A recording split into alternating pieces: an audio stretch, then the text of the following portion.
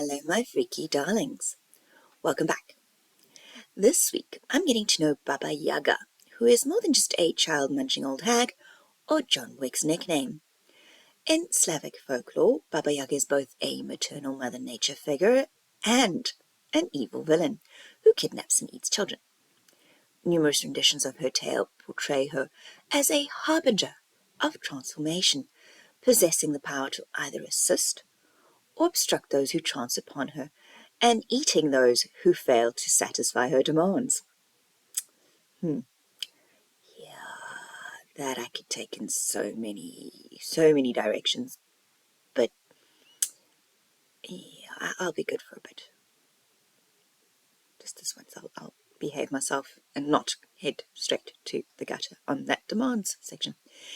Anyway, an alternative wicked witch from Russian and Slavic legends, Baba Yaga is depicted as flying through the forest in a giant mortar and brandishing a pestle like a wand.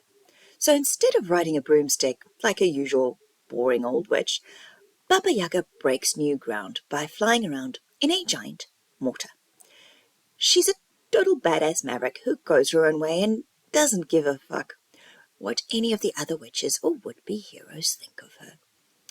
Though the origins of her name are a smidge unclear, as is her purpose, Baba apparently means something like old woman or grandmother, while Yaga can apparently mean anything from snake to wicked. Even Baba Yaga's name emphasizes her duality, making her a fucking fascinating character.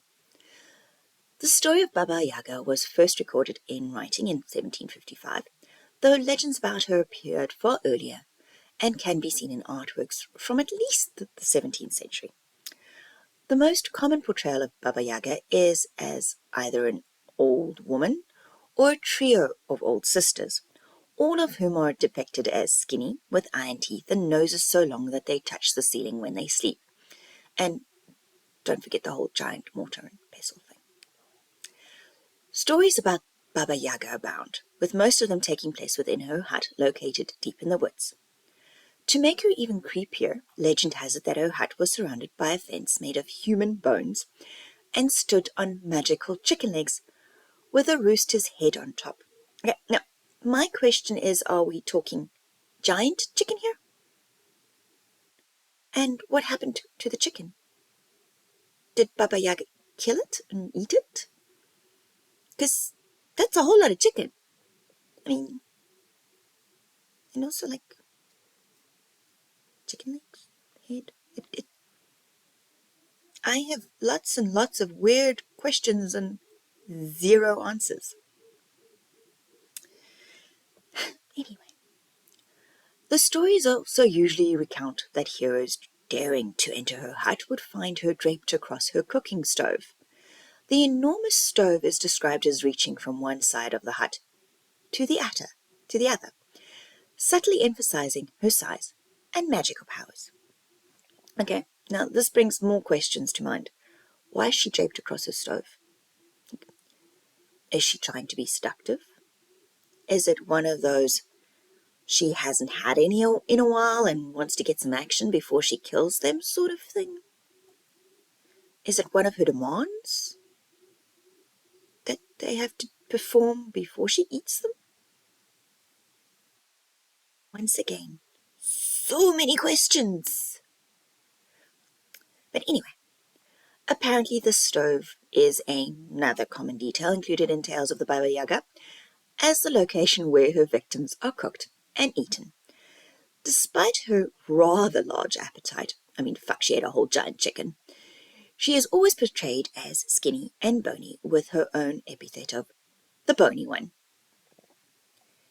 Like, lucky bitch can eat as much as she likes and whatever she likes and doesn't gain a single K. That's just wrong. Like seriously, it's just wrong. Okay. The majority of well-known tales featuring Baba Yaga revolve around the heroes who cross her path rather than her adventures, which is actually kind of sad. I think she deserves to be the central character and not just a bit actor or a foil to someone else's drama.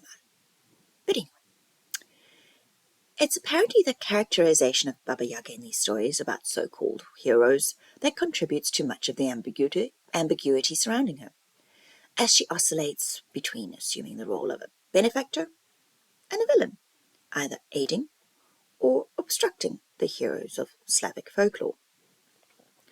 While it seems that Baba Yaga never initiates any confrontations, as she only reacts when someone ventures to her hut, her moral compass appears to be just a little bit broken, or rather non-existent, which also makes her so much fun. But regardless of her questionable ethics, she remains true to her word and keeps whatever promise she makes to the hero who triumphantly completes her assigned tasks. In one story known as Vasilisa the Beautiful, Vasilisa is a Cinderella-type character with a magical doll, whose mother died and her father remarried a horrible woman with total bitches for daughters. When Vasilisa's father goes away for a trip, the new stepmother sells the house and moves her and the three daughters to a cottage in the woods, giving the daughters impossible tasks to complete by candlelight. When Vasilisa's stepsisters demand that she find fire for their home and she trots off to do as they say, she stumbles upon Baba Yaga, who assigns her a series of arduous tasks in exchange for a flame to bring back to her family.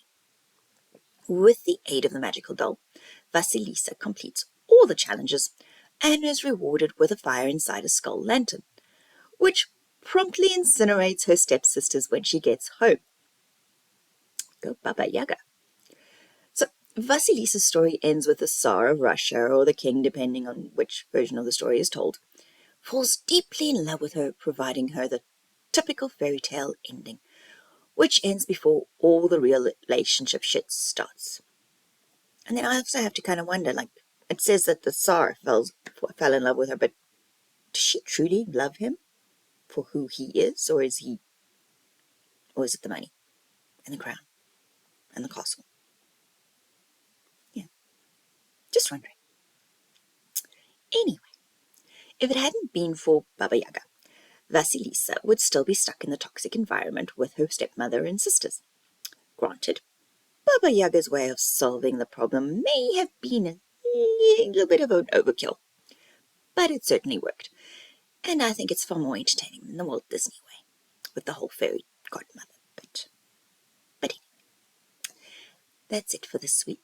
If you've enjoyed this video, please hit the like button and share it with people who are also fascinated by some weird shit like haunted places, urban legends, conspiracy theories, serial killers, mythical creatures, ghosts, and other things that go bump in the night. Thanks for watching. Till next time, stay safe, stay healthy, and if you do go wandering around a forest and spot a weird-looking hut with a massive chicken head on top of it, maybe don't go in unless you have a magical doll who will help you with whatever quest you get sent on.